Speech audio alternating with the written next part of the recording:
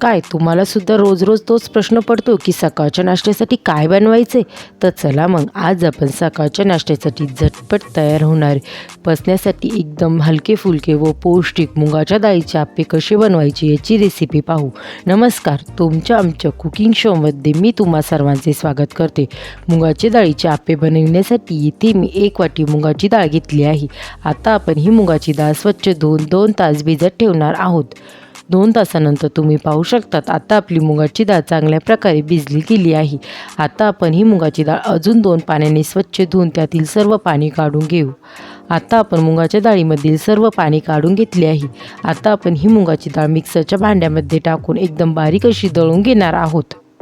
मुगाच्या डाळीला एक उग्र असा वास असतो, त्यामुळे मुगाची डाळ धुताना 4 ते 5 पाण्याने स्वच्छ धुवून घ्यावी, म्हणजे आप्पे झाल्यानंतर त्या आप्प्यांना कोणत्याही प्रकारचा वास येणार नाही. तुम्ही पाहू शकता आता आपली मुगाची डाळ एकदम बारीक अशी दळली गेली आहे. आता आपण या आप्प्यांमध्ये टाकण्यासाठी एक फोडणी बनवून घेऊ. त्यासाठी येथे मी एका फ्राय पॅनमध्ये 1 टेबलस्पून तेल गरम होण्यासाठी ठेवले होते. तेल चांगल्या प्रकारे गरम झाल्यानंतर त्यामध्ये आपण 1 टीस्पून मोहरी. आता आपण या मोहरीला छान प्रकारे फोडून घेणार आहोत. आपली मोहरी छान प्रकारे तडतडायला लागल्यानंतर आता आपण यामध्ये 1 टीस्पून जिरे, हाफ टीस्पून हिंग, एक मीडियम साईजचा बारीक चिरून घेतलेला कांदा. आता आपण हे सर्व चांगल्या प्रकारे मिक्स करून घेऊ व या कांद्याला 1 मिनिटांपर्यंत चांगल्या प्रकारे तळून घेऊ. 1 मिनिट कांदा चांगल्या प्रकारे तळून झाल्यानंतर आता आपण यामध्ये बारीक कट करून घेतलेले गाजर, बारीक कट करून घेतलेली शिमला मिरची, बारीक कट करून घेतलेला टोमॅटो, बारीक चिरून घेतलेली हिरवीगार ताजी कोथिंबीर, 1 टीस्पून हिरवी मिरची व अद्रकची पेस्ट. आता आपण हे सर्व 2 ते 3 मिनिटांपर्यंत चांगल्या प्रकारे परतवून घेणार आहोत. 2 ते 3 मिनिटांनंतर आता आपले हे सर्व चांगल्या प्रकारे परतले गेले आहे. आता आपण यामध्ये हाफ टीस्पून हळद व चवीपुरते मीठ टाकून घेऊ. मीठ व हळद टाकून झाल्यानंतर आता आपण हे सर्व चांगल्या प्रकारे मिक्स करून घेणार आहोत.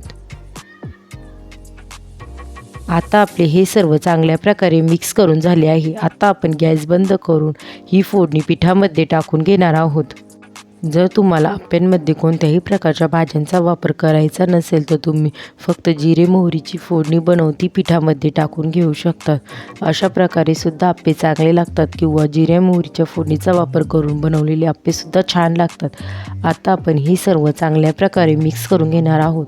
याआधीसुद्धा मी आप्प्यांच्या वेगवेगळ्या प्रकारच्या रेसिपी तुमच्यासोबत शेअर केल्या आहेत.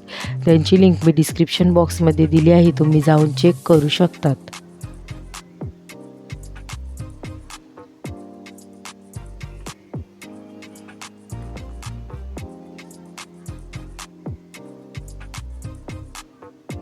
आता आपले हे सर्व चांगल्या प्रकारे मिक्स करून झाले आहे.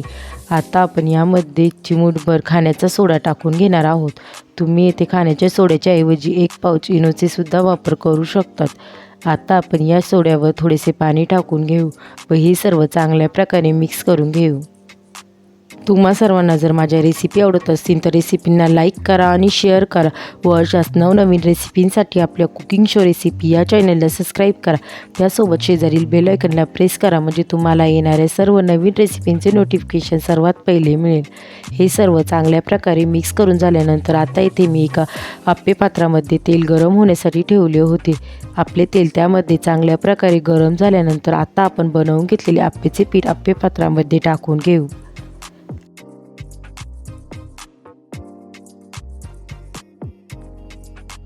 आता आपण या आप्पे पात्रावर झाकण ठेवून 5 मिनिटांपर्यंत हे आप्पे एका बाजूने छान प्रकारे लालसर रंग येईपर्यंत शिजवून घेणार आहोत.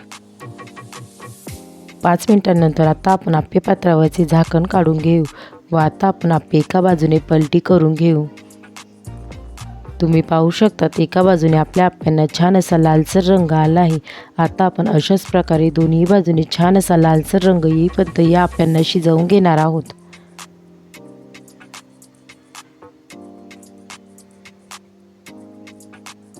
2 मिनिटांनंतर आता आपल्या आप्प्यांना दुसऱ्या बाजूने सुद्धा छान असा लालसर रंग आला आहे.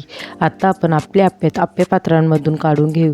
गरमागरम असे मुगाच्या डाळीचे आप्पे बनवून तयार आहे.